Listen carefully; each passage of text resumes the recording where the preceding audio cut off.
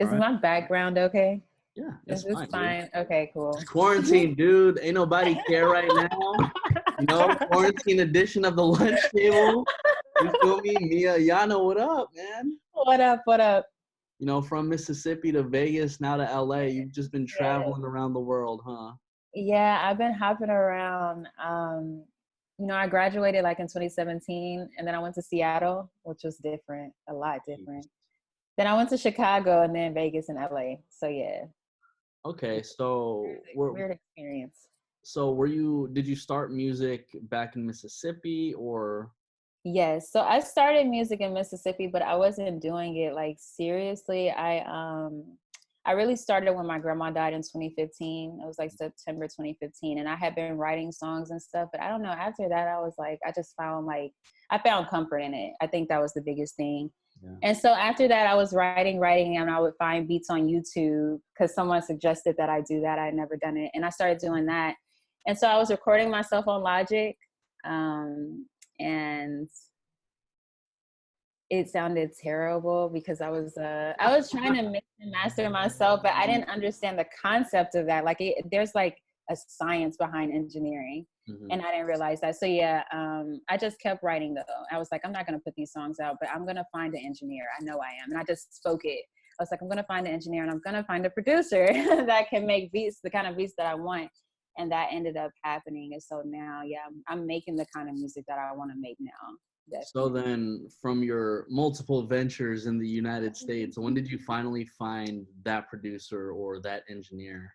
I was in Vegas. It's like everything came to fruition in Vegas, and I love Vegas for that. I was out there for like 2 years, but I was still writing to beats on YouTube, writing songs or recording them from my head. You know, when a beat just comes in your head and you just hum it. I was doing that, and I would say around, when did I put Timeless out? 2018. I would say around September, October 2018, I found an engineer. Okay. And I found a producer too, but I didn't connect with him yet. I just bought something from him, and then I ended up reaching out to that producer. He based out of Portugal. It's crazy, but I reached out to him, and I'm like, hey, I like your stuff, and he worked on me with that Far From Home project. And then you start performing all the songs at Tuesday Blend and all that. Oh my God. Yeah, that was crazy. It's been a really crazy journey. And really I not what I expected. Like, I don't think I expected for things to kind of start rolling along like this, like they have been for music, but it shows me that I'm supposed to be doing it. Yeah. And that's why I just keep on. So, I've never been to Mississippi. Right, so that's what everybody says. Like, so I mean, is there not really like a music scene there, especially for your type of music? My type of music, no. My type of music, definitely not. It's more so like people are rapping. You have super like, you got the gospel singers, and you got that just soulful singing. Them people with the strong voices. Like, I have a strong voice, but it's soft. Like, people I know back home have voices that like hit, like Aretha Franklin. And so that's the kind of music that I was around, but I wouldn't say there's a huge music scene. We listen, blues is huge in the South, because that's where it was born. So yeah, that was a big thing, but music like mine, no. And that's why I was never comfortable like letting people hear my stuff, because I knew they were going to be like, what is this? Like, what are you doing? Yeah. Because that's before Janae came out, her and all of them. So it was really weird back then. Yeah, no, I hear you, because I feel like the moody music kind of made its way, or, the wave just started maybe like 2 years ago or something. Yes, definitely. I would kind of classify you underneath, like, you would like the Janae Aiko, Summer Walkers, and Snow Allegra too. Like, you really reminded me of Snow Allegra. For real? That's a compliment. Oh my God, that's a compliment. I haven't heard that one. Thank you. Hey, no problem. But like the moody music, I feel like it just tugs on the heartstrings, and we haven't had that for like, an entire decade, up until like yes, exactly. I agree. And I think that like with the music that is coming to the forefront now, I think we're entering a new, phase, or a new era, time in music. Like I feel like we are entering a R&B era again. You know, back in the 90s where they had all those R&B groups and stuff. Yeah. And then they also had the rap, but it like leveled each other out because it was in each other. I don't know. It was weird. It was different back then. I feel like we're moving towards a time where there's about to be some real soulful R&B out, and it makes me really happy. You know, I said this in 2019 that I felt like 2020 is going to be the start for R&B singers to finally like make their way again. Same. And what's crazy is that now I'm seeing even rappers sample R&B joints from like the 2000s. Exactly, and that's what's so beautiful. You know what I mean? It's like music can always get upcycled. Mm-hmm. But I feel like R&B is always that genre it's constantly upcycled. Like, dude, like I think 21 Savage did like a TLC remix with a Summer Walker. Uh-huh. And I'm over here just like, oh, it sounds great. But we need more R&B singers doing this. Yes, exactly. You know? Exactly. It's cool because you know, you, Mia, like your music, you know, I at least can't hear any samples, so I don't think you have any samples in like your music. No, I don't. But you know, I think even who was it? Alina Baraz had to tap in with a producer overseas, Gus Offelstein, for one of her projects. So it's like when you found your producer who is like overseas, I feel like it's like a really good combination because they get a whole set of different sounds that isn't familiar to you yet. Exactly. Like they come from a place where I don't even know the culture there. I don't even know the music culture there and, you know, kind of what inspires. And that's what's so beautiful is that, you know, he created stuff that other people weren't going to be creating. Mm-hmm. And that was beautiful about Far From Home. Did you feel like, you know, you stepping out from Mississippi really helped, like, I guess, tickle your creativity when it came to music? Definitely. Because I was finally out of this, like, conservative space. Because I grew up, like, in a community that was super conservative. Everybody was like conservative Christian. And so if you were singing gospel, you know, and if you weren't, it's like you're singing the devil's music, period. Were you in church growing up? Yes, every Sunday. Oh my God. I'm sorry, guys. I have not been at church in so long. And I think it's because of that. I told my mom, I'm like, you forced me every Sunday. I can't do it no more. And they would make me go and sing at other churches and stuff. I'm like, oh my God. Yeah. But yeah, I did. That's cool. At least you kind of got like some vocal training back at the church. I think I did. I think that was the beginning of that vocal training for me. Definitely. Yeah. Definitely. So then, what did you even go to school for? Was it for music? I went to school. No, and I always say I wish I could go back and go to school for music. Excuse me, but when I graduated high school, like I had no clue what I wanted to do. Like I was like, I mean, what should I do? I was like, psychology, because I wanted to help people. Mm-hmm. So that was the first thing. And then I spoke with like an English teacher of mine. She's like, you write too good, too well to, go into a field like that. You should try journalism. Mm-hmm. So that's what I graduated in, is journalism. I went through that program. Yeah. Did you go to school for journalism? Yeah, I graduated with journalism too. I had news editorial, so it was like my focus was supposed to be news, but I don't really love the news, in that way. And I feel like I feel like I should have a deeper passion for that if I'm going to be doing it. So I'm kind of like doing marketing stuff. Yeah, definitely. For sure. So then when did you make that conscious decision of like, all right, music's going to be my thing. I'm going to like put all that news stuff to the back burner now? Just recently. I literally just quit my job in Vegas. So I was doing music in Vegas, but I was also working as a news reporter. And whoa. Yes. Oh, that's tight. I know. My coworker, she used to be like, me, I cannot believe you're doing this. I was like, me either. That's crazy. I was a news reporter, and I quit in September 2019. I was like, I want to move to LA. I had been saying it forever. And it just got to the point where I was just tired of saying it, and I was ready to go. And I just quit one day. Like one day I was at my desk and I'm like, I'm doing it today. And I wrote my bosses, I'm like, this serves as my 2 weeks notice. It's like, all right, guys, live from Las Vegas. Hey guys, so I'm actually done here. Y'all can keep the hot ass weather. The drunks, the gambling. Oh I'm going my to LA, God, y'all. that weather. I won't miss that heat.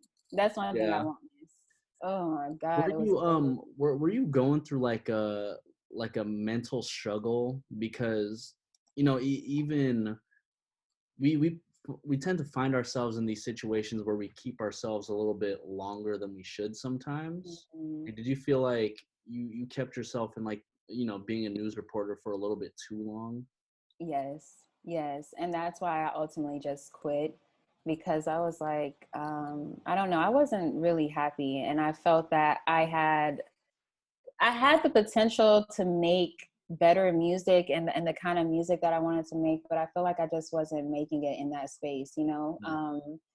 So yeah, that's when I was just like, I can't anymore. And I had been locking myself in too long anyway, because this, stems from even back in 2015 when I first started like, oh, I'm going to start doing this. I wasn't sharing that stuff. And when I would delete it because I was so unsure of myself. But yeah, it was time. Like now is time to Okay, stop, sheltering that music because it's a beautiful thing to share it with people. of It is. course. It really is because when I listen to your music, I feel like it's something that's very much more soothing. Thank you. I That's can just good. like lay That's what I back and just needed. like chill to it. Yes. It's actually really crazy that you said that you were once a news reporter because I think I'm listening to your project in full, the Mm-hmm. Waves EP, and I'm like, okay, this is really nice. And then Thank once Ride hits, right? you. Mm-hmm. You're over here talking about, no, I'm not a lesbian, but I'll do it. But I'll do it. I'm like, okay. And then it gets into a section where it gets like lightweight political. You're just like, Yes. and I'm over here just like, she's talking about like, black people getting killed. I'm just like, where? Yes, yes. What the I'm hell? glad you caught that. Yeah, I was like, this is actually the most interesting song because it was like one of those. Thank Wait, what you. just happened? So can you explain Ride for Okay, us? right. Okay, I wrote Ride while I was working at the newspaper. Okay, makes And sense. I think that that kind of inspired it. Working in the media, I feel like you see so many things and you see people get misrepresented. Mhm. You see stories that go untold, and just throughout history, just in the history books in school, we there's so many stories we don't know. And I think that's what that song is kind of saying. And the whole like, no, I am not lesbian. Before you, I would do it.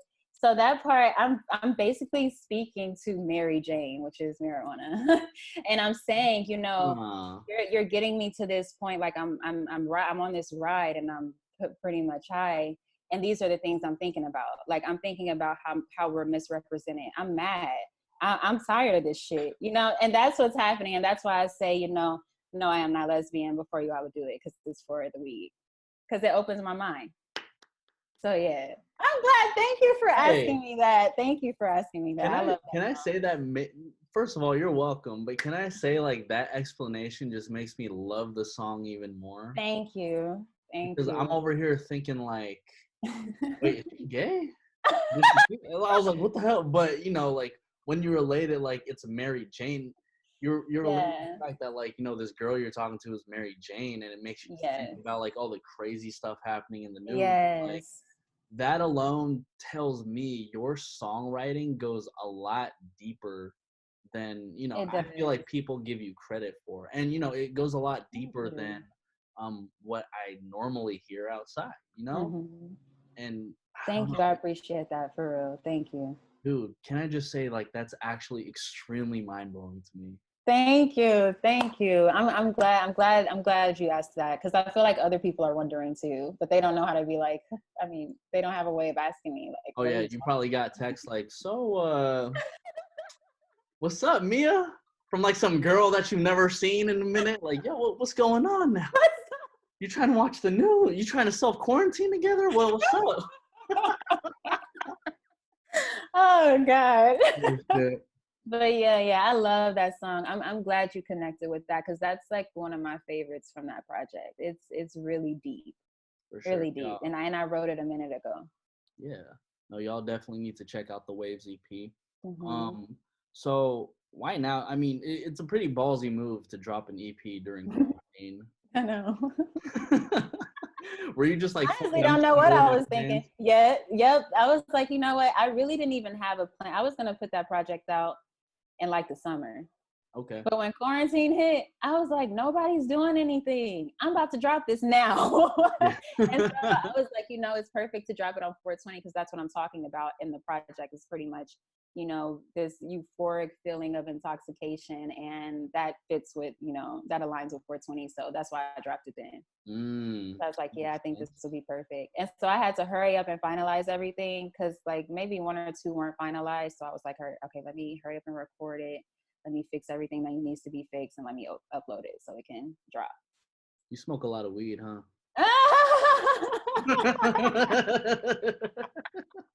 Oh man, am I talking too much? No, you're good. You're good. Okay. You're good. Cause then, yeah, I forgot to even make the link that you dropped it on 420. Yes. Give us a weed story. A weed story? Let me think. Oh God. I don't know. I guess I'll talk about the first time I ever got high. So First time you ever got high. Let's go. yeah, because it was like the wildest. I remember it vividly. So like I'm randomly just riding around with my friend. We had just eaten hibachi. And she smoked, and so it was normal for her, but me never. I was a freshman in college. Mm-hmm. It was literally the first semester. Like the most I'd done was, you know, drinking, but never ever smoked weed because my parents were like, always like that was so evil. Anyway, yeah. So anyway, she's like, "You want to smoke?" And I'm like, "Cool, yeah, let's do it." So we pick up our other friend, we smoke. And like at first I was okay. I was sitting there, we were sitting in a circle and we were just kind of talking. And then kind of out of nowhere, like, I don't know, I feel like my spirit left me. Like it was like, I just was like, I couldn't. And then it's like they were talking and their voices grew so loud, like the volume was so loud and everything seemed loud. I felt like I could hear the cars outside. And I was like I was tripping. I was like, okay, you need to calm down. So I like literally like balled up and like covered my ears and was like, bro, please. I was like, please be quiet. I don't know. It came down after a minute, but that time was so crazy. I have never been to that point again. I don't think. I have so many stories, but yeah, I'm just you got like a crazy high tolerance. That was probably the highest you'd ever been in life. Yes. It was and ever will be. Did you okay, so now I gotta ask you, like for your Waves EP, did you record any of the songs while you were high? Probably all of them. Yeah, probably all of them. And I usually do that unless I just get this because you know smoking can mess with your vocals. So sometimes I'm not. Sometimes it's like I might have smoked earlier, and then it's just, you know, waiting out or whatever. But yeah, for the majority of those, definitely, definitely. Are you one of those people who do you feel like you function better when you're high, or is it kind of just like recreational whenever? Yeah, I do. Like, it's not something that I need necessarily, but it does not throw me off. I'm a sativa person, so it, you know, that's that creative feeling, you know, that uplifting, like happy, oh, I can work all day type of thing. So yeah, I work very well on it. I work great without anything because I just have that work ethic, but yeah, with it, I'd be like on another level because I think of things that I wasn't gonna think of. You know, it's just, I don't know. Hey man, as long as your songwriting capabilities are still like that, do whatever you need to do. Thank you. Oh man, so you know, I saw the Tonight video is out right now. Yes. Do you have any more music videos, maybe like self-quarantine music videos in the works? Yeah, so I'm dropping that video that I've teased on my page, Ride, soon. I mean, what we were just talking about. I'm dropping Ride soon. And then after that, I want to drop something for Waves, and it's gonna take a little time because it's gonna be super trippy. Like I wanted to just stay tuned on that. It's going to be super trippy, and I'm excited about it, but I'm probably going to do that in the living room too, you know, like boom, middle of the living room, let's record something. Okay, man. And tonight was recorded in the living room, just like, yeah. And people like that. Yeah. I think people just like the simplicity of music videos nowadays. Yeah, I think so too. I do agree. Because I was over here, because as soon as like the video like went down, and I was like, I think she's at her apartment right now. Yes. I saw the back door, and I was like, you know what? It's fine, because my apartment looks the exact same way. I'm not tripping. I feel like a lot of people can feel that, especially out here. Like everything kind of is like the same out here, like that same setup. I've noticed everything's kind of, because it's kind of older, but being, you know, renovated and stuff. But yeah. Yeah. So during quarantine, are you picking up any a set of skills that you haven't done necessarily before? I've been cooking a lot. Okay. I've been frying chicken. Ah. Like I was like, the first time I did it, I was like, man, I don't know how this is about to taste. And then I tasted it. I was like, oh my God. So I've been doing that and a lot of other stuff. I just been like throwing stuff together, creating quarantine meals, but they're good. So Hey, yeah, man. I've been cooking a lot. I wish I could cook. Yeah, what? At least I'm when all sorry. this is done, you'll just know how to cook up some shit. Exactly. Well, Mia, it was nice talking to you during quarantine. Waves EP out now. Go get that. Anything else you want to say to the people? I go get waves. You know, let me know what you think, or follow me, Mia Ayana Music. I just hope you catch the vibes, man. I hope you can feel me. That's really all. Yeah. So this is the lunch table. Nico, Blitz, Mia, Ayana. We are out, everybody. Peace. Peace.